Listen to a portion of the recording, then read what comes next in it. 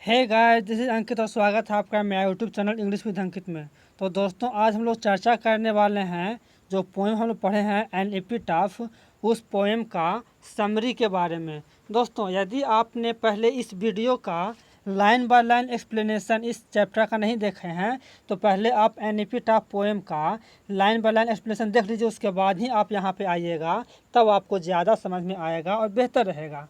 ठीक है, चलिए तो शुरू करते हैं पोएम का समरी। तो क्या है the poem an epitaph. Epitaph poem है। एपिटाफ का मतलब क्या होता है दोस्तों, मैंने आप लोगों को बतलाया था, स्मारक। तो ये पोएम है has been composed by Walter de la Mare. Walter de la Mare के द्वारा कंपोज किया गया है यानी लिखा गया है, संग्रह किया गया है। अब बात है कि उनका जन्म कब हुआ था। तो जन्म हुआ था 1873 में। कहाँ हुआ था? केंट शहर में। और ये केंट कहाँ है? तो इंग्लैंड में है। और मृत्यु कब हुआ था? तो 1956 में मृत्यु हुआ था। He is known as the child poet. वो चाइल्ड पोएट के नाम से जाने जाते हैं। तो ये बात हम आप लोगों को बतलाया भी था पिछले वीडियो में। He was honoured with the order of merit in 1953। ये आप लोगों को पक्का याद रखना है कि कौन सा पुरस्कार से सम्मानित किया गया था। तो उनको सम्मानित किया गया था ऑर्डर ऑफ मेरिट से। कब? 1953 में। देखिए दोस्तों, मैं एक चीज़ भूल गया था पिछले वीडियो में बताने के लिए। पोएम का बहुत प्रकार का पोएम होते हैं। तो आपको पूछा जाएगा कि एन एपिटाफ किस प्रकार का पोएम है, तो इसमें एक ऑप्शन रहेगा इलेजी, ELEGY। दोस्तों, इलेजी एक प्रकार का पोएम होता है। ठीक है, तो ये इलेजी, ELEGY। तो इलेजी एक प्रकार का पोएम है। अब इलेजी में क्या होता है, तो जब कोई व्यक्ति जिसका मृत्यु हो जाता है और उसके ऊपर यानी किसी के शोक में जब पोएम लिखा जाता है उसको हम लोग इलेजी बोलते हैं। इस शोक में गीत गाया जाता है उसको हम लोग शोक गीत ही बोलते हैं, वह इलेजी होता है। चलिए आगे देखते हैं। तो पोएट के बारे में था, अब पोएम के बारे में देख लेते हैं।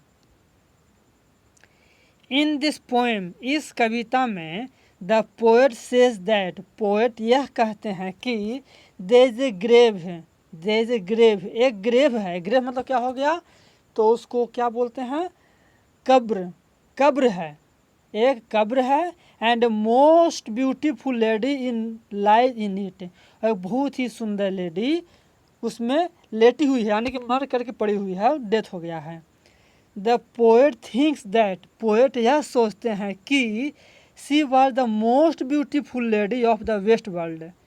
पोएट को ऐसा लगता है, वो ऐसा सोचते हैं कि वो जो लेडी जो थी वो वेस्ट कंट्री का यानी पश्चिमी देशों का सबसे ज़्यादा सुंदर लेडी थी। The poet says that, poet यह कहते हैं कि no one will remember after his death है।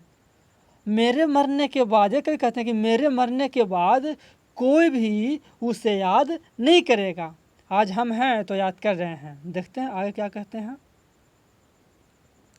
The poet wants to say that, आखिर इस कविता में कवि कहना क्या चाहते हैं, तो कवि यह कहना चाहते हैं कि no one is remembered by his beauty.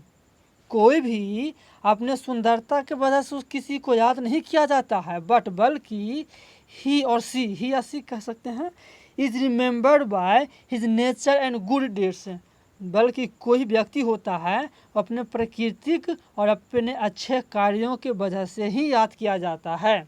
सो इसीलिए we always should do good deeds, हमें हमेशा अच्छे काम करना चाहिए। गुड और डीड का मतलब होता है कार्य, हमें अपने अच्छा कार्य हमें करना चाहिए। तो दोस्तों, ये था पूरा पोएम का समरी। अब अगले वीडियो में हम लोग देखेंगे इस पोएम का ऑब्जेक्टिव और कुछ क्वेश्चन आंसर के बारे में। तब तक के लिए आप इंतज़ार कीजिए और इस वीडियो को देखने के लिए थैंक यू।